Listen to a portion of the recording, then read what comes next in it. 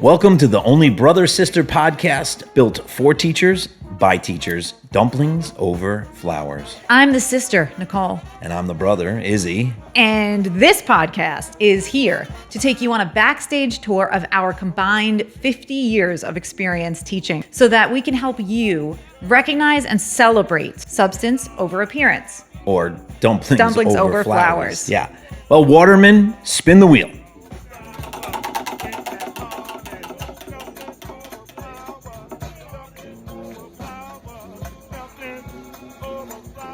Well, hello from Dallas, Texas. And hello from New York. And we're back remotely, so to speak. But we are coming to you again for another great episode of Dumplings Over Flowers. I'm looking forward to today's topic, which I'm not sure what it is. So let's get it rolling. Waterman, let's go. What's the topic? Secret basement bathroom. Secret basement bathroom. Wow. Secret bathroom. That's what we sing when we visit the secret basement bathroom. It's true. All right. So maybe we should tell the folks what that is. Yeah, Nicole, what is the secret basement bathroom? Why is it significant? What's important It's about now not going to be a secret. But so when you work in a school in any capacity, the most difficult part of the day is figuring out, first of all, when, and second of all, how you can use the restroom. So finding your way around school buildings where you are a visitor is triply difficult because of that bathroom defined situation. as even like for us, we've been put in closets, as instructional coaches visitor. In other words, we're there for the whole day. It's not literally just a visitor coming into the campus. We're there for the day. We work. The building Nicole's speaking about we've been there over 10 years. Yet, there's no space to call our own, if you will, which is understandable. But and it happens a lot. There are many people who go in and out like that. But also just for teachers, right? That's absolutely. Really, especially in New York City schools, we're finding that we have, sometimes 200 teachers using the same one bathroom with 3 stalls in it. We were just up in the Bronx not too long ago and met with a district leader in the air conditioning boiler room kind of thing. Yeah, if you like remember the that server room. Yeah, yeah, it was so just and a supply closet then. Yeah, I suppose so. So yeah, the good so news is space you're is close tough. to the kitchen. I get it. I get the reference. But yeah, so space is tough. Access is difficult. It's difficult to have access. And then access when you kind of need it is, I guess, the next level of difficulty. That's like royalty. So that brings us to secret basement bathroom because we've been in this one building for over 10 years in New York, and we have gotten to the place where we have our own set of keys to this building, to the rooms in the building, to the bathrooms, etc. Not to the actual El Guapo building. No. That'd be pretty cool.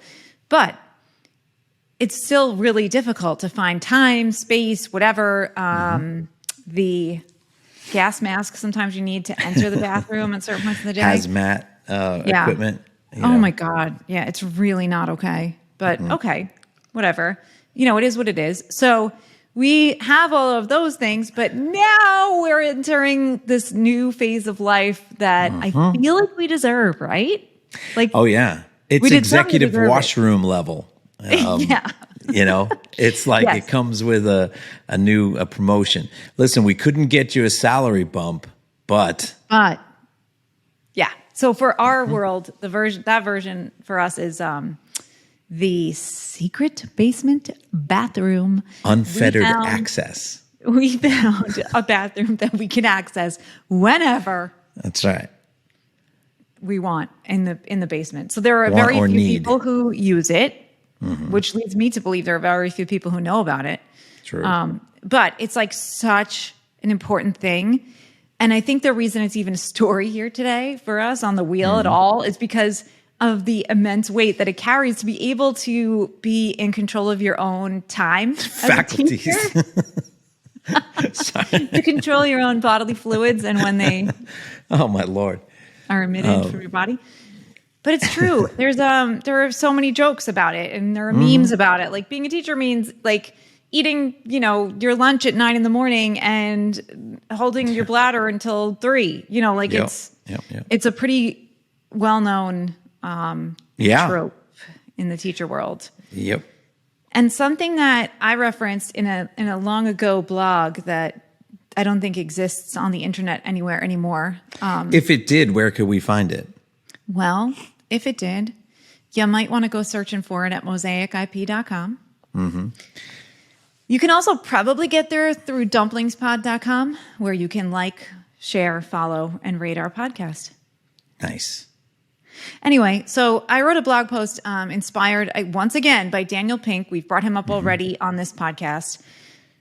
But this was based on his idea about finding your chronotype, which means, are you a lark? Do you get up early in the morning?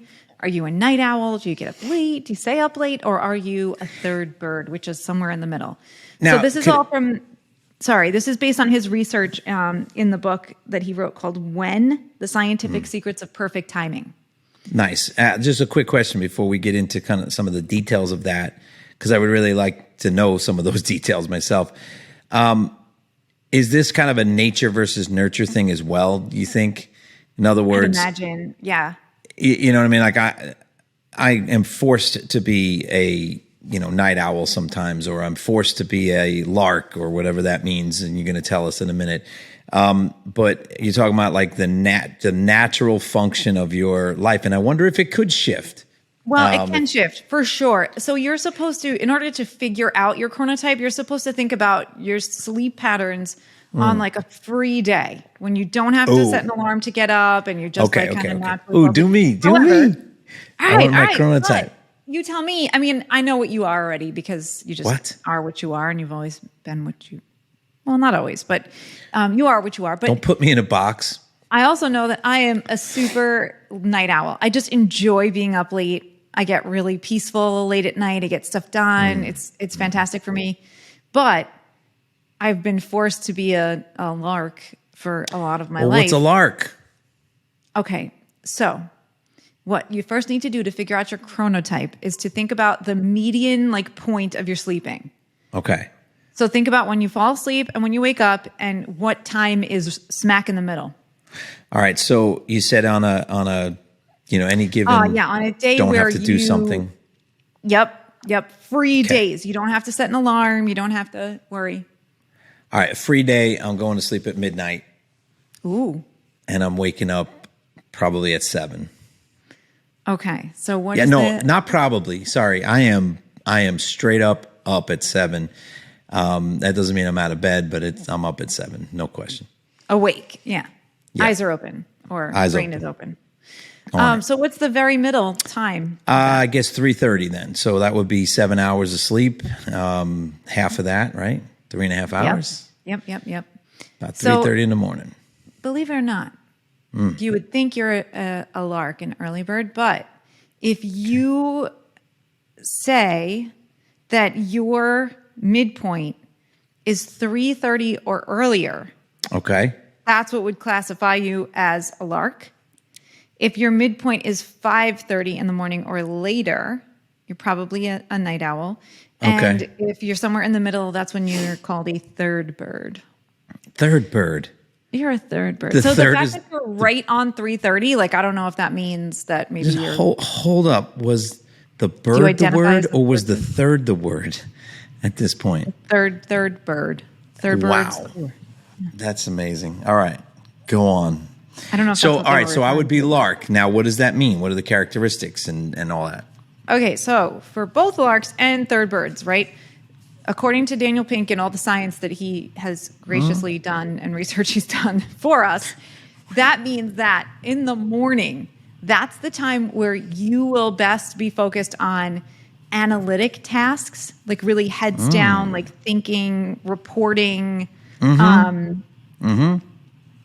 really focused attention. Like, okay, I've got to Yep. write this, Details report based on this data. Yeah, Yep. most of my spreadsheets are done in the mornings. Let's put it that way. Interesting. A lot of the financial stuff that we deal with here, and yeah, absolutely. And what about the fun spreadsheets that you do for fun? Oh. I do those while in secret basement bathroom. So Yeah. that's not. Finally, a place where I can go make spreadsheets where nobody will laugh at me. Go on. Yeah, I love it. I hope you're not making a spreadsheet about this right now. Show me your hands. Anyway, and by the way, Daniel Pink has a teacher's, like educator's companion guide to this book that's phenomenal. That is Amazing. really useful and shows us how to like. Where can they find that? A link to that? Can we link that in our Waterman? Yeah, link that so- in our dumplingspod.com. Or whatever. Or so, I don't know. I'm just So saying words. if you find us on Spotify, I know we can sometimes put resources there. So, yeah. Perfect. Anyway, so did you know this? Because like, you know how it goes. You get that morning spreadsheet in, feeling great about it. We've all, how many times has that happened to you? You feel great about your morning spreadsheet. You get to that like lunchtime and then you get that like bleh, hit the wall. Yeah. Afternoon, head down on your desk, nap time. On it. Maybe you leave your kids at recess by mistake because you're sleeping. Right? If you're if you're a listener, Nick Marchand, you know that No. story. You know that story. Nick's on as a guest now that you mentioned him, Yeah. which would be great. Nick defies chronotype, I think. That's like has no Waterman. chrono- Waterman is omnipresent. So, Waterman is our resident night owl, hands down. well, let's get to those. What is the night owl? That's the next level, right? Right. So if your like midpoint of sleep is later than 5:30 in the morning, Okay. 5:30 in the morning or later, then you're a night owl. All right.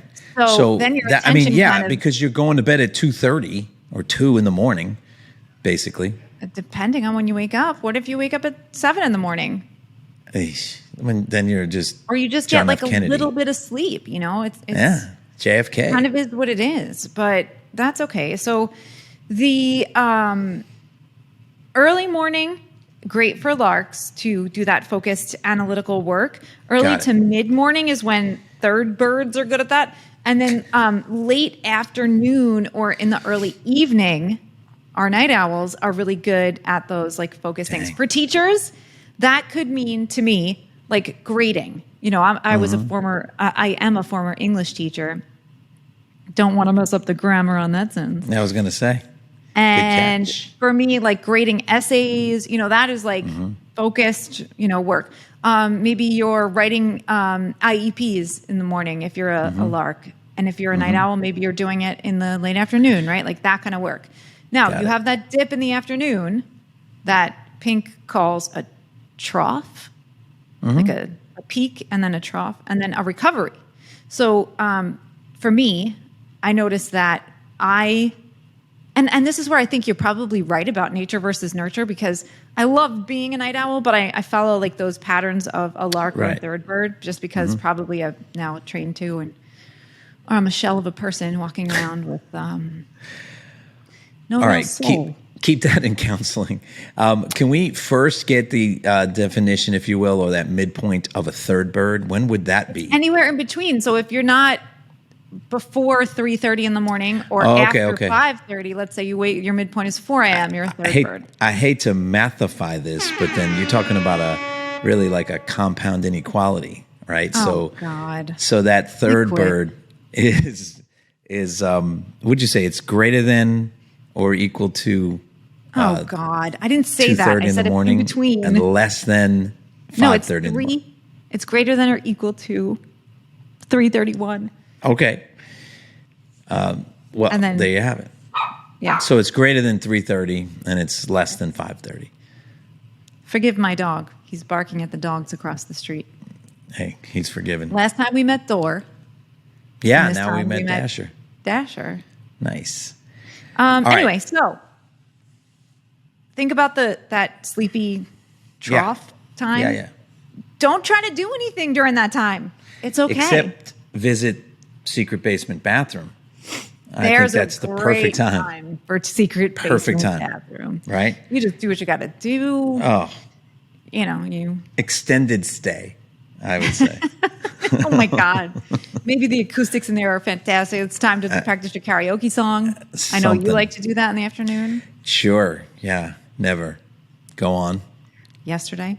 Anyway, great. And then we have that recovery time.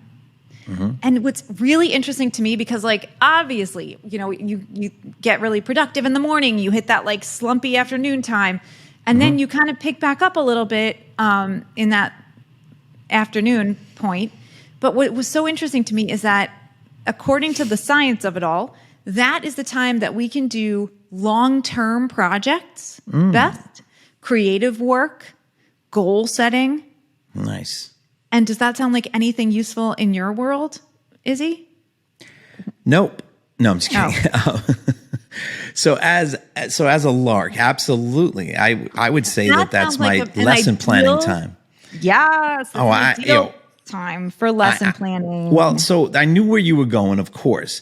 My brain, it was taking me somewhere else too, including I want to define this a little better for your our brain listeners. had a one-way ticket to Spreadsheet Town? Yes, I want to define exactly. I want to define this better for our listeners so they can find their chronotype. Then I want to talk about two things. One, the planning hour, let's call it. Two, how to plan for our lulls. Because I know, unfortunately, one of the things that happens, and maybe some listeners can agree with this if they've noticed, or maybe they can notice because I'm saying it. We tend to schedule some of the more rigorous content in the morning, and that's because it's the best brain power time for students. The problem is, it also is the time when many students are late. Maybe their chronotype is off, and it's not the best time for them to be thinking, right? So how do we approach planning of instruction to involve both getting the best out of the student and getting the best out of ourselves? So let's think about the lark. Your larks are with a sleeping midpoint of 3 in the morning 3:30 or prior or earlier. And tell me when, so that's the ones that, you're detail oriented in the morning. That's your best time. So no, early morning is when you're detail oriented. Okay. Straight up morning, regular morning is when you still have, some brain power, but you're not maybe as equipped for those like analytical head down kind of tasks. Okay. So give me a time frame. Where am I in school? I think it feels to me like first period, you get there and then maybe like until third period or something, right? You're doing, if you happen to have time, a prep during those times, you should be doing the grading, you should be doing IEP writing, you should be writing a really, focused progress report, like that kind of thing. Maybe answering some emails to parents, thinking about, some business. Oh, but no. Okay. So then in the morning, we can have still the brain power, but it's not as intense. We can then use the like regular morning time as larks to do things like have meetings with parents. This is when you still have that capacity, I guess, to think analytically, but it's a great time for communication with others. So that's the time to write your emails. Got it. Have parent conferences, do all that good stuff. Perfect. Maybe even get observed, have an observation meeting, observe a colleague, all that. Maybe a pre or some feedback. Third period to fifth period. And then you have lunch, I guess, and you do your thing, whatever. And then from like fifth period to seventh, eighth, depending on your school day, I guess. That is the time where you, friends, should do the things that will set you up to be productive again later. That's when you're doing your photocopying. That's when you're answering like those mundane emails, like check this box kind of a thing. Or can I ask, is that a good time to update my Google Classroom? It sure is. That sounds great. Cool. Yeah. File that stuff away, make folder, set up supplies, make sure that you're, I don't know, like sanitizing your manipulatives or something. Like that's the time you do those things. Got it. That's the name of my book, by the way, forthcoming. Sanitizing My Manipulatives. That's my band's name. That's crazy. Oh my gosh. Will you play at my book party? Yes. Oh my, of course. Awesome. Of course. Thank So, you. all right. So that's your lark. But we then late hopefully afternoon. you all got that. Oh, sorry. We got to move into late afternoon. So maybe last period of your day, or even after you get home, late afternoon to early evening. That's when you're at your most creative. I think that so many there's teachers, your planning time. Yeah, and so many teachers complain about like having to bring work home. So I would say that you should try to plan to bring home the most creative work that you could be doing for the early evening / late afternoon. Nice. Right. So that's when we're doing planning. That's when you're maybe making like a really fun project-based learning activity, or working with people in your department. What's the best way they can do that, Nicole? The best way that anybody can approach lesson planning is carefully, thoroughly, and comprehensively with the support of 50 years of expertise in teaching, all within Mosaic Instructional Planning, our cloud-based lesson planning platform that provides support, resources, and training for teachers, unique data points and reporting for administrators, and personalized student and family materials. Wow, sounds great. Now, with the 10 minutes we have left, how about we talk about our next category of peoples, which is the night owl? Or would it be the third birders, I guess? Well, the third birders are really, really similar to the larks. So, you kind of just shift the timeline by maybe a period and you got it. Okay.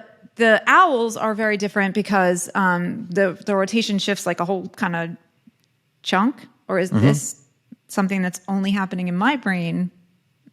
No, I see your chunks. Chunking. You've got. Okay. Thank you. I like Got the class period idea too. So yeah. That's good. So when owls get to school in the early morning, they should do the communication stuff. That's when they can write emails. That's when they're really good at communicating with others, how they're feeling or what they're thinking, etc. And then in that mid to later morning time, that's the analytic time. That's the reporting time. That's the grading time, which for me made so much sense when I was a teacher because I used to do that. I used to get there and we didn't have a ton of parent emails at the time because email. You predated email? No, but it wasn't really used that way. We had a lot of phone messages and a log we wrote with a pen in. It still might happen. Eesh. I'm sure it does. I'm sure it does. Anyway, so I would do that. And then my most favorite prep was a third period prep because I knew I could get so much grading done during that prep. Oh my gosh. So that was my time to really, and then I'll follow it out for myself because in the mid-afternoon, that's when I made my copies. That's when I got a soda from the machine. Cup. That's when the afternoon cup is key for me. And it was, it just was I just can't. Or I would make sure that I could do my duty in the afternoon, a 6-period, a nice 6-period duty would be perfect. A study hall or a hall duty, something like that. But I spent that time. In fact, I always requested that my duties were student. I always wanted to do duty with students. Okay. Yeah. Am I right? Nothing doing a duty with students. Well, that's it for today, folks. Secret basement bathroom. That puts the secret. We put the secret in basements. Holy good Lord, did that turn on a dime, huh? Oh my gosh. Well, no, but you know what I mean. I always wanted to have an assignment for my free period that involved students because I felt like there was no way I was getting any work done. Right. So I may as well do your duties. Do my duties with students. So I was always in the study hall, or I requested like the in-school suspension room so that I could maybe talk to some kids and Sure. get them out of duty. Yeah. Yeah. Waterman just pointed out that this is 2 episodes in a row of poop jokes from me. Oh, wow. So yeah, I know. Yeah. I'm ashamed. But then let's move on to the really productive owl time, which is the mid-afternoon. That is when we're doing those duty tasks, right? But the late afternoon is when owls are really productive for those analytic tasks. The late morning, right? So owls get to school. We can do those communications tasks, send the emails, do the things. Okay. The later morning is when we can really be productive and have that really good prep where we're doing the planning. Okay. We're doing the, grading, we got heads down. And then we get to the mid-afternoon, and that is where, you're not firing on all cylinders. You should go do a duty. Some let's say lower stakes tasks. Lower stakes tasks. That's so mature. Yeah. Well, somebody has to be. All right. And then that late afternoon and early evening time for the owl is the time that you can then return to those analytics, like the writing, the reporting. That's the IP. recovery you talked about. Yeah, that upswing. Nice. I call that the Oprah hour because that's what I go. used to do at 4:00. Oh, okay. All right. Also dating at this point. Can you imagine how long she's been off the air? It's crazy. But still, what an impact, huh? All right. So secret basement bathroom was all about a time when you have unfettered access to a safe space, if you will. A Shangri-La. for such things as going to the restroom, which doesn't sound all that important unless you have been in a school for long enough to know how incredibly difficult and important that might be. What that brought us to is the idea of timing and time throughout the day, where we're looking for our peak performance times and where we might want to try. Sometimes we can't, manipulate our classroom schedule. So like I was saying earlier, when you're thinking about planning, because at the core and the heart of everything we do, it's about planning, learning and educational experiences for students. And we have to recognize that first we put our own mask on before we help others, right? Like on the airplane.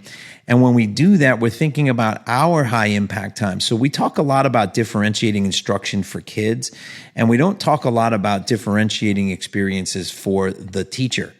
And one of the ways that can happen is by really recognizing our chronotype, realizing when those lulls are.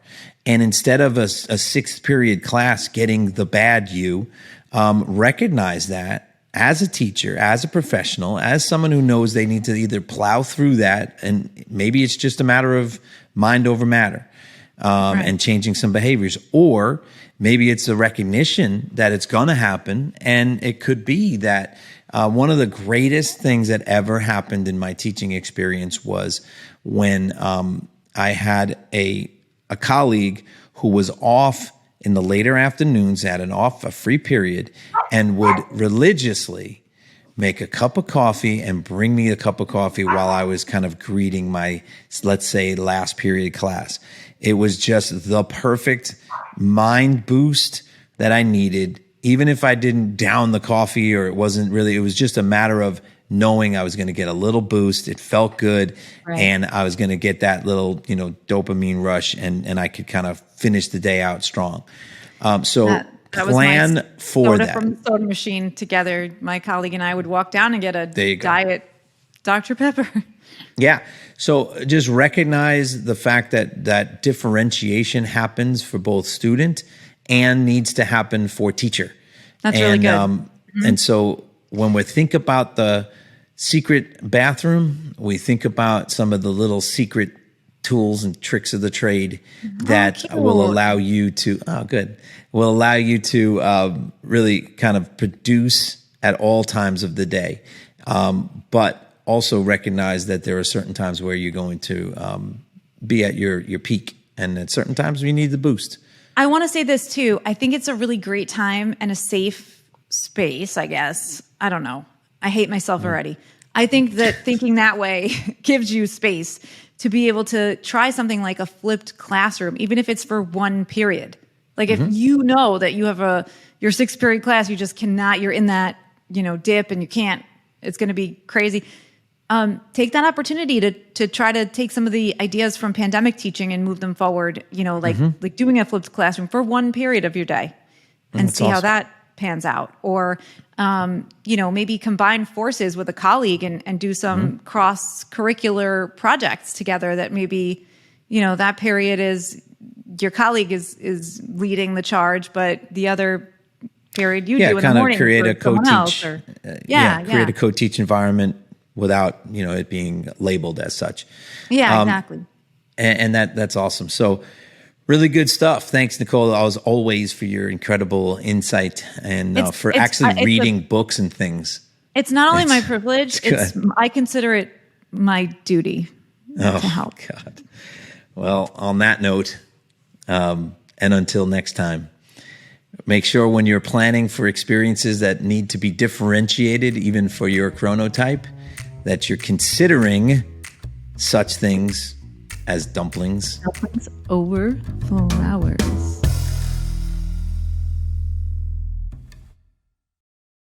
Hey everybody, this is the unseen but ever-present Waterman. Thank you for listening to Dumplings Over Flowers. Our current plan is to have new episodes every other week, so be sure to subscribe to the show on YouTube or follow us wherever you listen to your podcasts. You can find us on YouTube or on social by searching Dumplings Over Flowers or @DumplingsPod. That's @DumplingsPod. Also, don't be afraid to leave a comment on our YouTube channel. Your comments, questions, or stories may very well inspire the conversation in our next episode. If you would like to know more about our cloud-based lesson planning platform, you can visit mosaicip.com. Once again, thank you for listening. We'll see you next time.